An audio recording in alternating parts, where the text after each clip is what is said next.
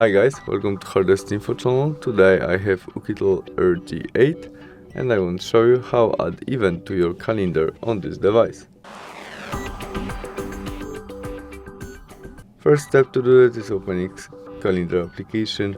In it we can change view for a month to be easily. In it we tap on the day when we want to add our event, maybe 29 of May. There is this plus icon and event.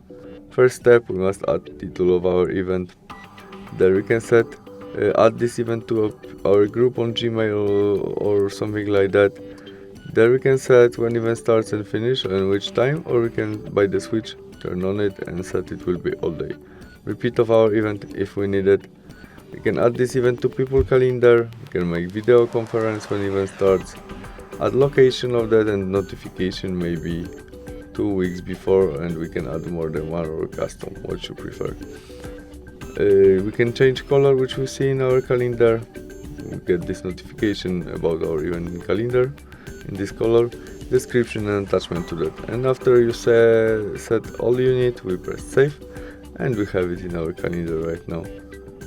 Thanks for watching, see you soon, bye.